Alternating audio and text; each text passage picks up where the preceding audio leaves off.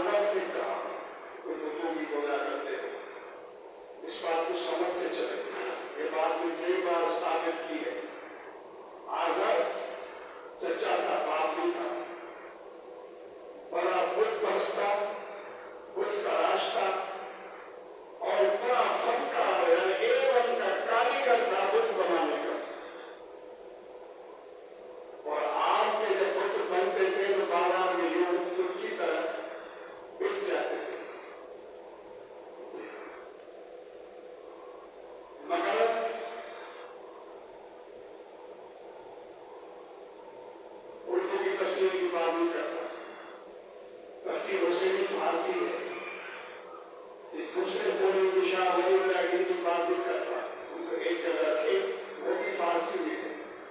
और तफसीर हुसैनी हमने बचपन में पढ़ा है, उससे लेकर हज़रत इब्न अब्बास की तफसीर तक चले जाएं। और इस मौजूदा सदी के आप सच्चे गुजरे हुए उलमा इमाम सुयूती रहमतुल्लाह तआला अलैह की तफसीर जलालैन पढ़ें, उसकी शरह तफसीर सारी पढ़ें, दुनिया की तफसीरों के सामने ले आओ। वहाँ ये लिखा है कि आदर जो था वो हज़रत इब्राहीम के चचा थे, और जो तारिक था वो हज़रत इब्राहीम के वालिद थे, जो बड़े इबादत गुजार थे और फिक्र में दीन के आप वफात पा गए थे, और जिंदगी भर किसी बुत बादल के सामने उसने सजदा नहीं किया। वो अल्लाह परस्त थे, इसको कहते थे तारिक। क्योंकि मैं कई बार ये बात साबित कर चुका हूँ कि अल्लाह के नबी ने फरमाया, कुरान भी फरमाता है, अल्लाह के नबी ने फरमाया कि मैं पाक खुशबू पाक और रेलमों में मुंतकिल होकर आया हूँ। तो खुद परस्त पाक नहीं होता। इधर मुशरिकीन में जरा ये मसला समझो, इसके अहदीस और वहाबी बड़ा जोर लगाते हैं, इसलिए नबी के बाप को काफिर साबित करने के लिए। ये बात याद रखो। और ये बात मैं चैलेंज से कह रहा हूँ, मैं नहीं कहता। इमाम सुयूती ने कई किताबें लिखी, नबी सदी के बुजुर्ग रात क्या का बुजुर्गी, उस वक्त देवबंदी बुजुर्गी का नाम भी शामिल था, नबी सदी के बुजुर्ग है। और ये बुजुर्ग वो है जो 70 बार मुतफा कहेंगे जो को गुजारत फरमाए। तो दूसरी किताबें हुजूर अलैहिस्सलाम के वालिदैन के मुसलमान एक नहीं 6-7 किताबें लिखी। पता मैं ये चाहता हूँ कि अकीदा रखें कि नबी पाक अलैहिस्सलाम के वालिदैन मुसलमान थे, और आप जहाँ आदम अलैहिस्सलाम से लेकर हज़रत ईसा अलैहिस्सलाम तक जितने नबी जितने आपके खानदान गुजरे हैं, हज़रत नबी पाक अलैहिस्सलाम के हज़रत अब्दुल्लाह तक, और उधर से मिनार में चले जाए, बीबी साहब की तरफ आ जाए, वहाँ सब सारे मुसलमान। गैर मुस्लिम काफिर मजूसी या खुद नबी करीम अलैहिस्सलाम के खानदान में कोई नहीं। ये बात कर चुका हूँ हज़रत नबी पाक अलैहिस्सलाम की जुबानी से, कुरान से भी ये बात कर चुका हूँ। और मैं आपको बताना चाहता था, ये बात याद रखें कि अपने बाप आदम से कहा, तो आदम जो था वो चचा था, क्योंकि अरबी का एक दस्तूर का अरब था कि वो चचा को भी अब्बा कहते थे, दादा को भी अब्बा कहते थे, ससुर को भी अब्बा कहते थे, चाचे को अब्बा कहते थे। इसलिए अल्लाह ने अरबी जुबान की लहजे और जुबान में अल्लाह ने खुद फरमाया अभी आदर कि हज़रत इब्राहीम अलैहिस्सलाम ने अपने बाप आदम से कहा कि तुम जो गुनाह है और मुझसे बातों की इबादत करता है, इसको छोड़ और मेरे रब करीम के दरबार में हाजिर हो जाओ। हदीस में लिखा है इब्राहीम अलैहिस्सलाम को उसने चंद बुत दिए,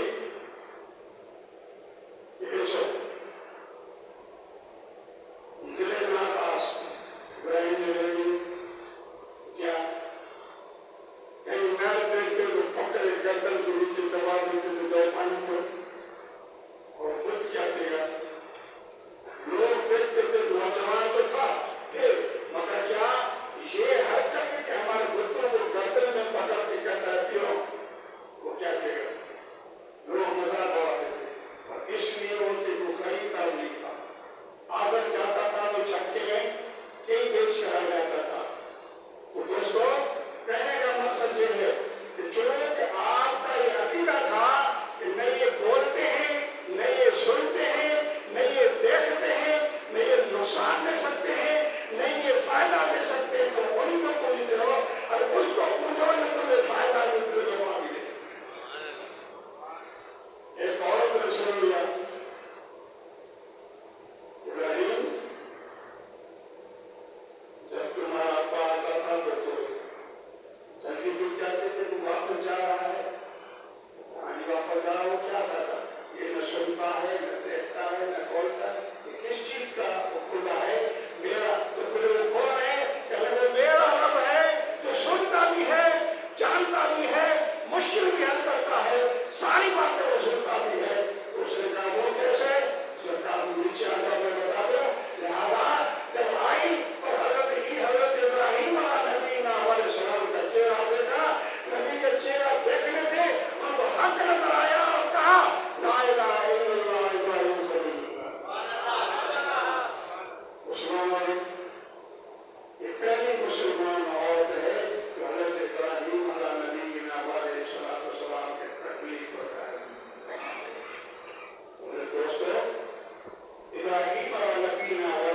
کی پیدائش کیسے ہوئی؟